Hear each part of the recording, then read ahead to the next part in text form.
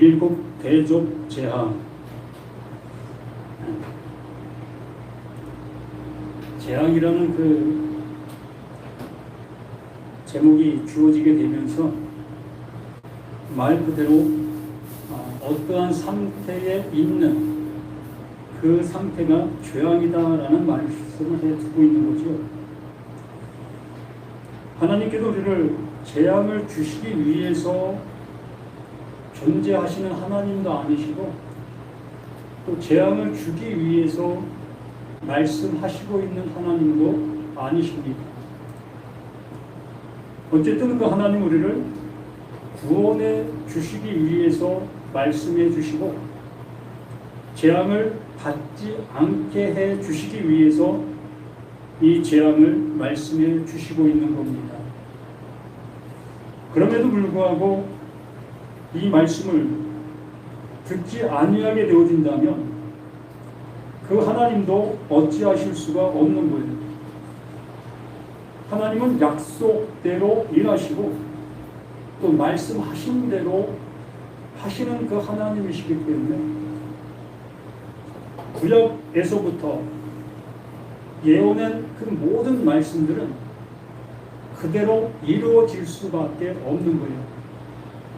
그래서 그 하나님은 그 구약에 그렇게 예언한 그 이유가 그 재앙을 받지 않게 하기 위해서 재앙을 말씀해 주셨던 겁니다.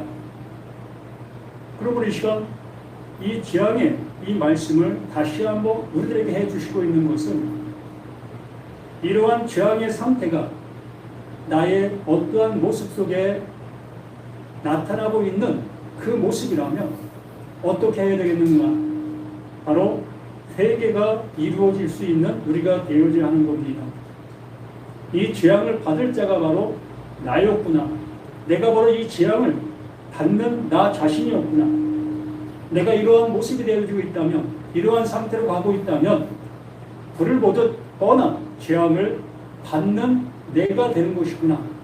이것을 깨닫게 해주시고자 이 말씀을 요한 사도를 통해서 우리에게 전해주고 있는 거고, 이 시간 이 말씀이 전해지는 이유가 거기에 있는 겁니다. 말 그대로 경고이며 또한 심판을 하고 있는 것. 하나님이 심판하시는 것이 아니라 이미 말씀에 놓으신 그 말씀이 심판을 하고 있는 겁니다. 우리는 우리 일상생활 속에서도 이러한 심판을 수없이 받고 있습니다.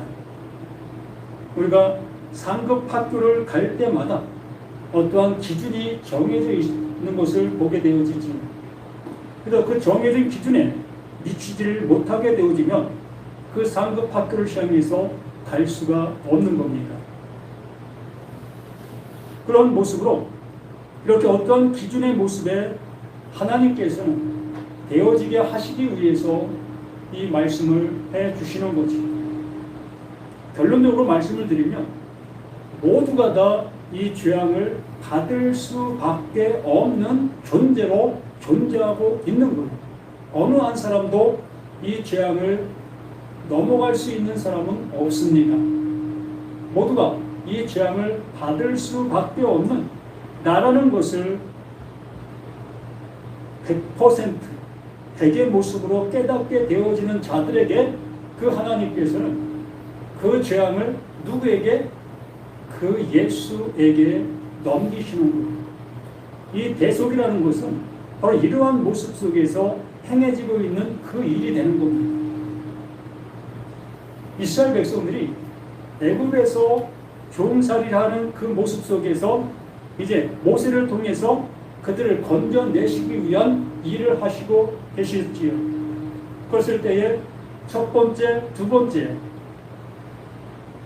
10번째 재앙에 이르기까지 하나님은 계속해서 하나님이 하나님 되심을 알려주셨습니다. 그렇게 말씀해 주신 그 모든 것들 속에 이스라엘 백성들이라고 해서 특별하기 때문에 그들은 그러한 재앙을 받지 않았던 것이 아니라 그들도 똑같은 애굽 백성들과 같이 함께 받아야 될 그 재앙들이었습니다. 그 재앙들을 그들도 받아야 될 그 모습이었지만 하나님께서는 하나님의 그 말씀, 그 약속을 이스라엘 백성들을 향해서 말씀해 주셨던 거예요. 그래서 그 약속을 믿고 그 약속을 따라가고 있었던 이스라엘 백성들에게는 그 재앙들이 내려지지를 않았던 것일 뿐입니다.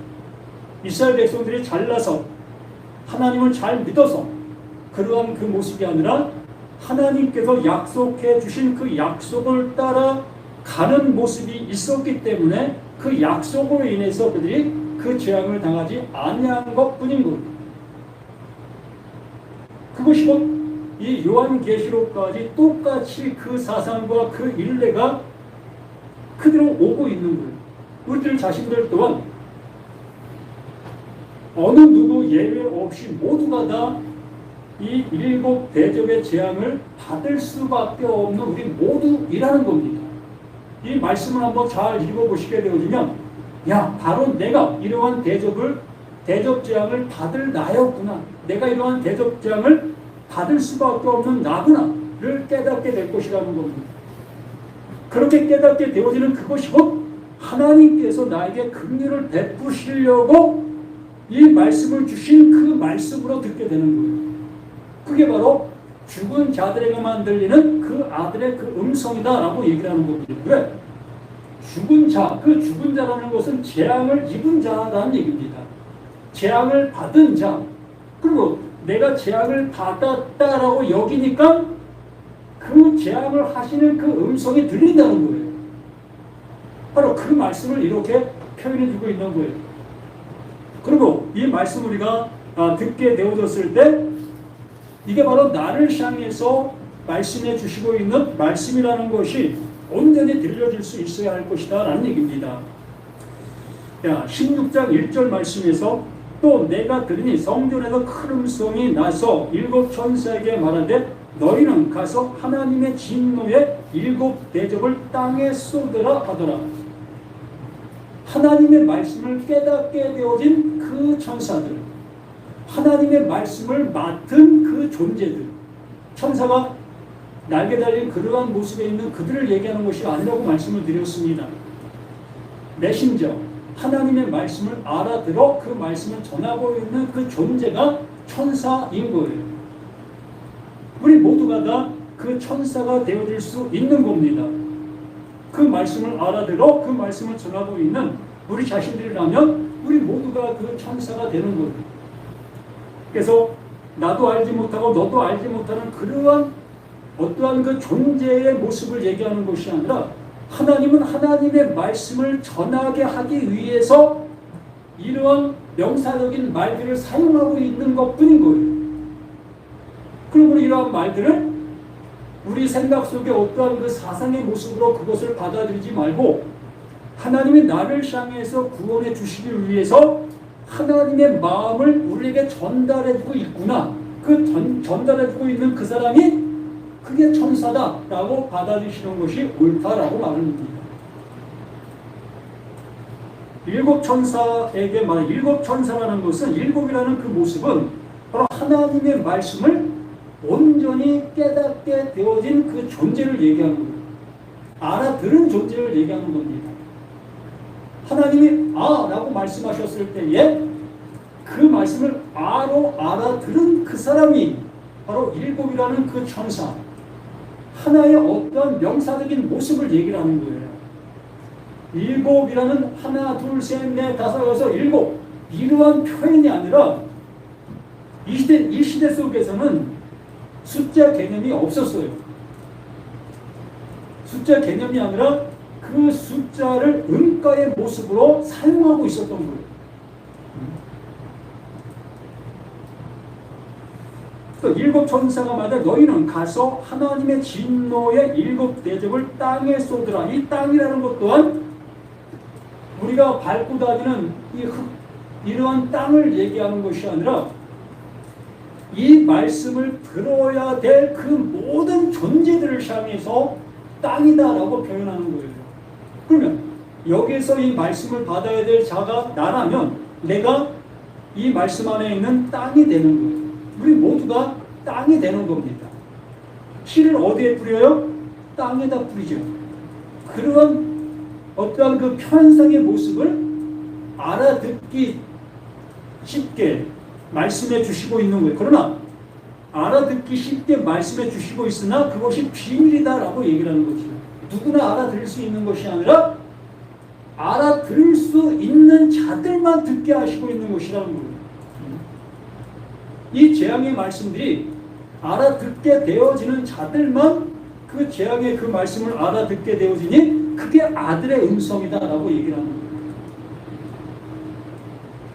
그런데 그것을 못 알아듣고 저 밖에 있는 다른 사람들에게 이러한 재앙이 내려질 거야, 저 흉악하게 살아가는 저들에게 내려질 거야, 아니면 청주 교황 같은 하나님의 말씀을 왜곡하는 그들에게 내려질 거야, 아니면 저 이단 하나님의 말씀을 왜곡하는 저들에게 내려질 거야 라고 생각하고 이 말씀들을 보게 되어지는 그들은 들을 귀가 없는 거예요.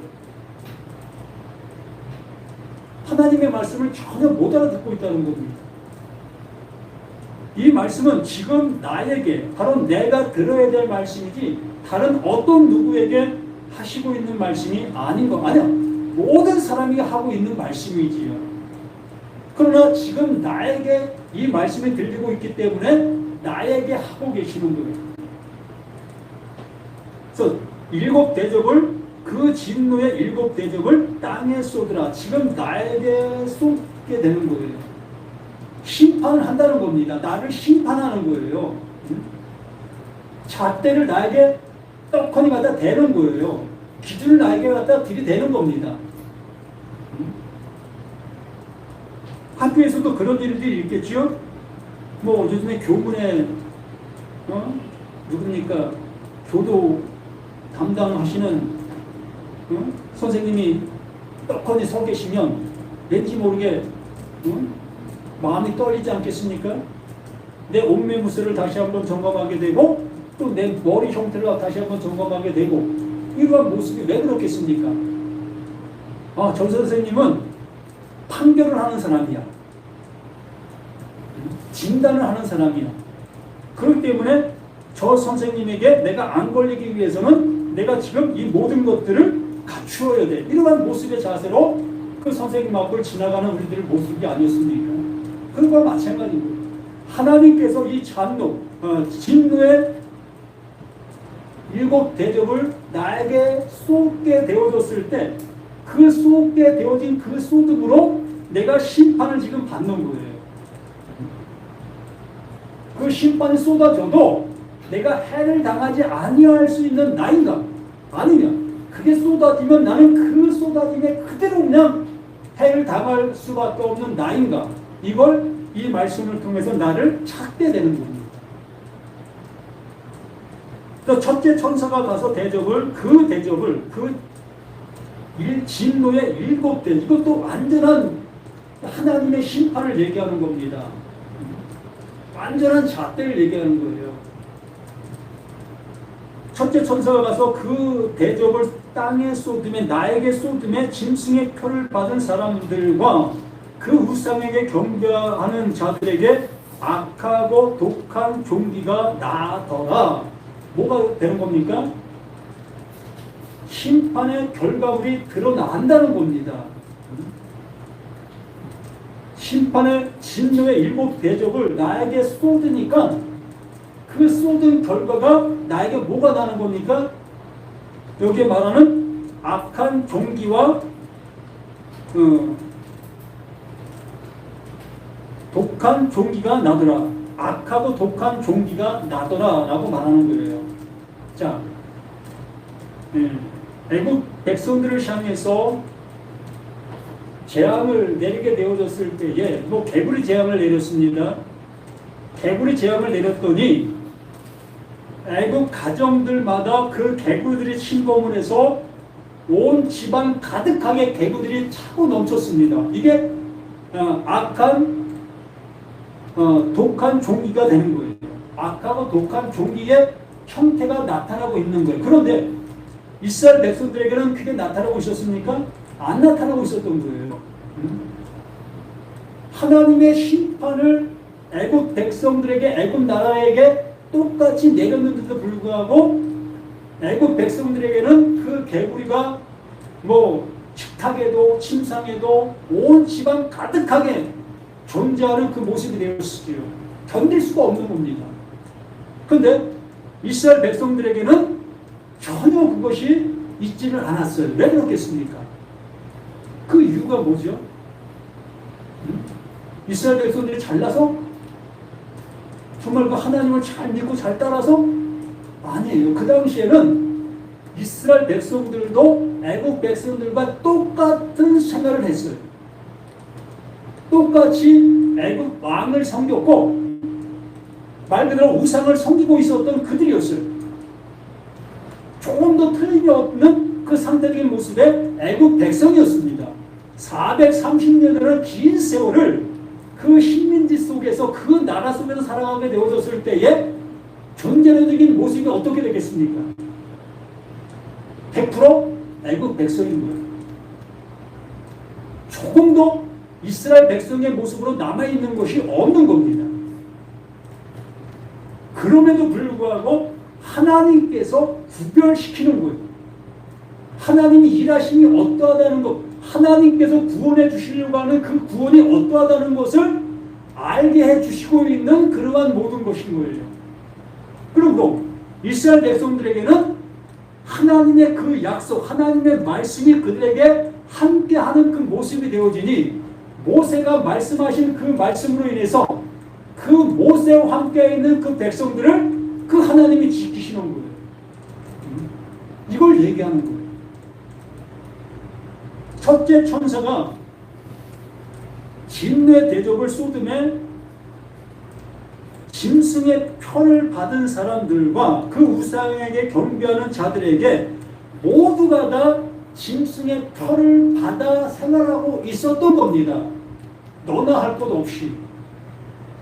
또 그 우상에게 경배하고 있었던 너, 나, 우리 모두였던 거예요. 여러분들은 여기에 말하는 짐승의 표를 안 받았다라고 생각할 수 있을 겁니다. 또 우상에 절하지 않는다고 여기고 있을 수 있습니다. 그래요. 내가 볼 때는 전혀 그렇지 않다고 여길 수 있어요. 그런데 잣대는 누가 되는 겁니까? 하나님이 되시는 거예요. 우리의 기준으로 되는 것이 아니라 하나님의 기준으로, 하나님의 말씀의 능력으로, 하나님의 심판의 모습으로 우리에게 잣대를 대시는 것이에요. 그러므로 이 땅에 있는 모든 사람들, 한 사람도 제외 없이 모두가 다 여기에 말하는 짐승의 표를 받은 사람들인 거예요. 무슨 얘기냐면 이 육신이라는 이 존재를 갖고 있는 모든 존재가 짐승의 표를 가진 존재들인 거예요. 그게 바로 짐승으로 지음받은 우리 모두라는 거예요. 알로고스 조에 하나님의 말씀을 알아듣지 못하고 있는 모든 사람들. 우리는 하나님의 말씀을 알아듣는다 여기면서 우리가 하나님을 향하는 뭔가를 자꾸 향하고 있었잖아요. 이 향하고 있었던 이 모든 것들의 모습이 뭐다? 그게 우상 앞에 절하고 있는 그 행동들이었다는 거예요. 이해가 안 갈 수 있습니다. 난 전혀 그렇지 않다고 여길 수 있습니다. 그러나 이 말씀 앞에 우리의 모든 것들이 낱낱이 드러나야 되는 겁니다. 숨김이 없어야 되는 거예요. 이스라엘 그 애국 백성들 속에 있었던 430년이라는 그 세월 속에 있는 그들은 100% 애국 백성들 속에서 애국 백성들 속에 살아가고 있었던 그들이었던 거예요. 별다른 그 모습이 전혀 그들에게 찾아볼 수 없었던 겁니다. 똑같은 거예요. 그러한 그 모습에 있는 그것과 같이 우리 자신들 또한 이렇게 하나님의 말씀을 듣고 하나님의 그 인도함을 받는다 여기고 있는 우리들이지만, 이렇게 교회를 다니고 있는 우리들이지만, 우리들 모두가 다 짐승의 표를 받은 존재들인 겁니다. 왜 그렇냐 하면 이 육신의 이 모습을 가지고는 구원에 이를 수 없어요. 하나님과 같아질 수가 없다는 얘기입니다. 그러한 우리들이 이 육신을 가지고 뭔가를 함으로 인해서 우리가 구원받을 수 있다 여기고 있는 그 생활들을 하고 있기 때문에 그 생활하고 있는 그것이 나는 짐승의 표를 받지 아니한 나라고 여기고 난 우상 앞에 절하지 않는 나라고 여기고 있는 그 모든 것이 되는 거예요. 그러다 보니까 더욱더 우리가 우상 앞에 절하는 내가 되는 것이고 짐승의 표를 가진 안전한 그 완전한 그 짐승의 표를 가진 자로 내가 살아가고 있는 것이 되는 겁니다. 이것을 그 하나님께서 드러내시려고 일곱 대접의 재앙을 나에게 쏟으시는 거예요. 나에게 쏟으시니까 비로소 내가 하나님의 말씀을 잘못 알아듣고 있었다는 그 모습이 드러나게 되는 거예요. 그게 드러나고 있는 그 모습이 보다 악한 뭡니까? 악하고 독한 종기가 되는 거예요. 나에게 지금 나오고 있는 것이 악하고 독한 종기. 이걸 다른 성경에서 표현해 본다면 욥의 모습과도 같은 거예요. 욥이 얼마나 하나님을 잘 섬겼습니까? 자식들이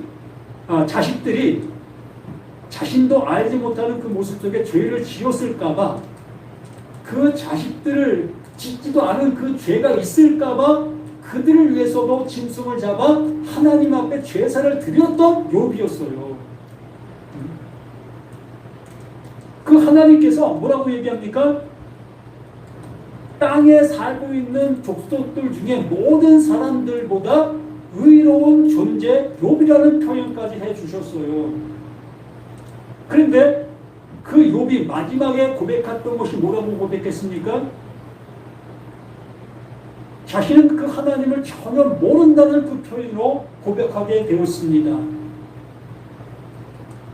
자신의 그 모든 것들이 얼마나 악하고 악한 존재였다는 것을 비로소 고백하게 되어졌을 때에 그 하나님께서 전에 받았던 그 모든 것들보다 더 풍성하게 주시는 그 은혜를 그 욥이 받게 된 거예요. 우리도 마찬가지인 거예요. 내가 이렇게 내가 생활하고 있는 이 신앙이 옳다 여기며 가고 있었던 모든 모습이었기 때문에 하나님은 거기에 더 주실 수 있는 것이 아무것도 없었던 겁니다. 그런데 이렇게 진노의 대접을 내게 쏟게 되어지니 내가 바로 짐승의 표, 우상 앞에 절하고 있었던 나라는 것을 깨닫게 되어지게 됨으로 인해서 비로소 하나님께서 치료해 주시는 그 치료가 있게 되는 거예요. 그래서 3절에 똑같은 말씀해 주시는 겁니다. 둘째 천사가 그 대접을 바다에 쏟음에 이 바다라는 것은 말 그대로 세상의 모든 것들을 얘기하고 있는 것인데 바로 나를 얘기해. 이것도 나를 얘기하는 겁니다. 땅도 나를 얘기하는 거고 바다도 나를 얘기하는 거예요. 뭐 저 바다에 하나님 가서 진노를 쏟는데 무슨 의미가 있겠고 저 땅에 진노를 쏟는데 무슨 의미가 있겠습니까? 바로 지금 나는 나 하나님의 말씀을 잘 지키고 있다. 또 그 말씀대로 살고 있다 라고 여기고 있는 이 말씀을 지금 듣고 있는 나에게 이 진노의 잔을 쏟으시는 겁니다. 이 잔을 쏟게 되어졌음에 둘째 천사가 그 대접을 바다에 쏟음에 바다가 곧 죽은 자의 피같이 되니 바다 가운데 모든 생물이 죽더라. 이게 이해가 됩니까?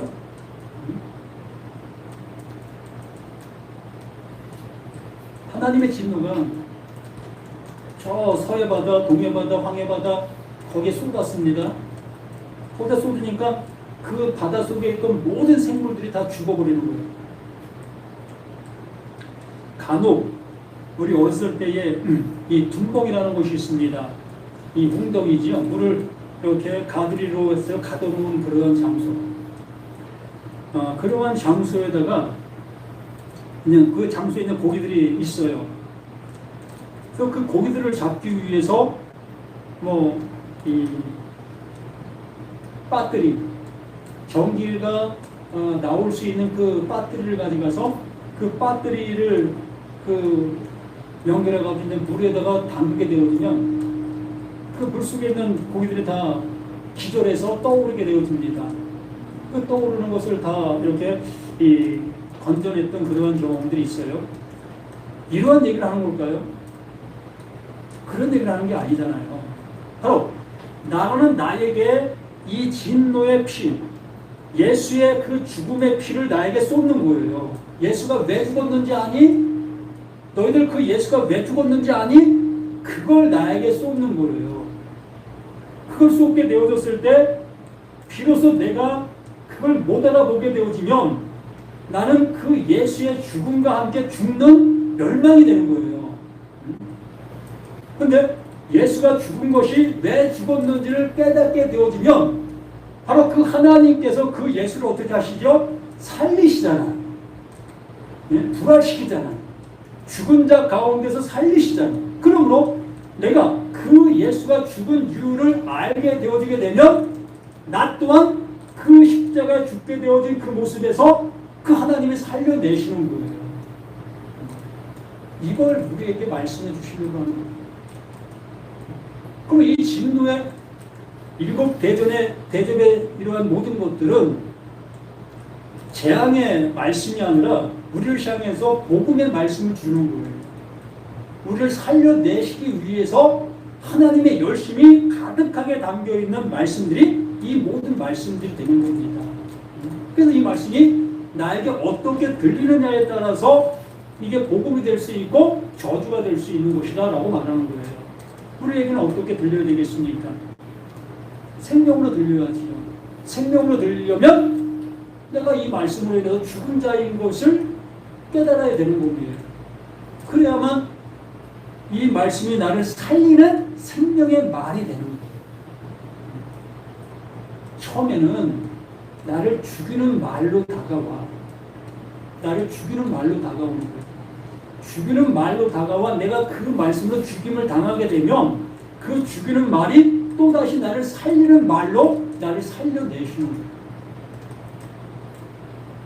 로마서 8장 2절이 바로 그러한 말씀을 해주시는 거예요. 생명의 성령의 법이 죄와 사망의 법에서 너를 해방시켰다.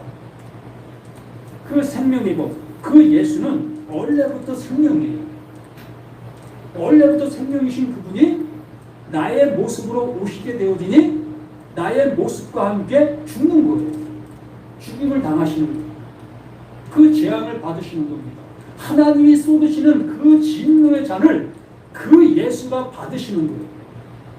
자신이 그 상태, 자신이 생명이 있는 자로 왔지만 바로 우리의 상태로 왔다는 사실을 알게 하기 위해서 그 진노의 잔으로 자신이 죽임을 당하는 거예요. 그렇게 죽임을 당하게 되어졌을 때 비로소 그 하나님께서 그 예수를 살려내시는 거예요. 그와 같이 나에게 그 구원을 이루신다. 그 일을 똑같이 나에게 행하시고 있는 것이 하나님이셨던 겁니다. 그래서 둘째 천사가 그 대접을 바다에 쏟으면 나에게 쏟음에 바다가 곧 죽은 자의 피같이 되니 이것이 내게 알게 되어져야 되는 거예요. 이게 이 말씀까지 여기까지는 나에게 복음으로 다가오는 거예요. 이걸 복음으로 듣게 되어지면 그 하나님께서 그 피로 나를 살리는 피가 될 것이고 이것이 그렇게 들리지 않게 되어지면 바다 가운데 모든 생물이 죽더라. 이 죽음에 머물러 있는 자가 되는 거예요.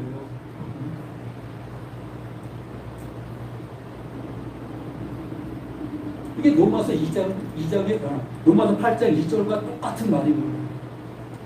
생명의 성령의 법인데 우리들은 뭘로 봤습니까? 이걸 사망의 법으로 못 봤었던 거예요. 또한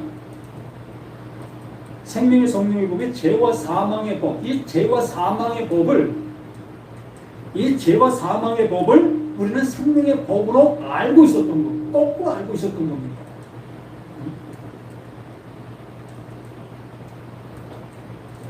우리는 이 말씀들을 거꾸로 듣는 거예요.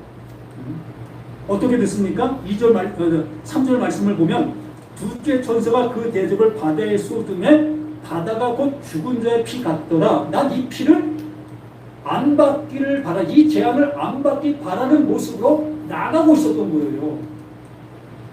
이렇게 이것을 안 받기 위해서 나가는 그 모습이 되어지니까 바다 가운데 모든 생물이 죽더라가 되는 거예요.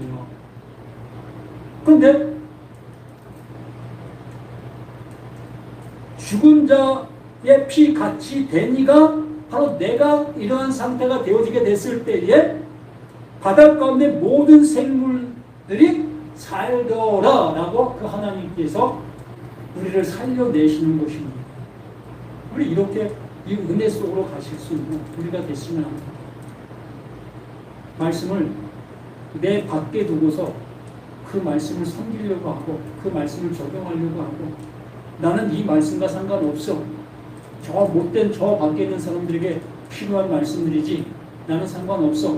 이러한 말씀으로 받아들이고 있다면 난 아직도 하나님을 알아볼 수 없는 자고 하나님의 말씀을 못 듣고 있는 자고 또한 신앙과는 아무 상관이 없는 나 자신이라는 것을 잊지 않으시기를 부탁을 드립니다. 언제나 하나님이 나에게는 오직 복음만을 나에게 주시려고 하고 계시다는 것. 그러므로 이 재앙이 일곱 대접의 재앙이 나에게는 그 하나님께서 나를 구원해 주시고 살려내시려고 하는 복음 중에 복음이라는 것으로 들으실 수 있는 우리 모두가 되기를 예수님의 이름으로 간절히 부탁을 드립니다. 생명을 주시는 우리 하나님, 하나님의 그 놀라우심이 이렇게 말씀 안에 가득하게 담겨 있는 것을 보게 됩니다. 우리는 들을 귀가 없는 그 모습에 아버지의 말씀을 나와 상관없는 말씀으로 들을 때가 얼마나 많이 있습니까? 이제 우리가 비로소 하나님께서 나를 살려내시려고 하는 생명의 말씀으로 듣고 들을 수 있는 우리 모두가 되게 도와주시옵소서. 그리하여 이 말씀을 알아듣지 못하고 있는 그들을 향해서 내가 하나님의 말씀을 맡은 천사로서 나아가 그들에게 말씀을 증거하는 우리 자신들 모두가 되게 도와주시옵소서. 이 시간도 그 모든 것에 감사하며 생명 주신 예수 그리스도로 간절히 기도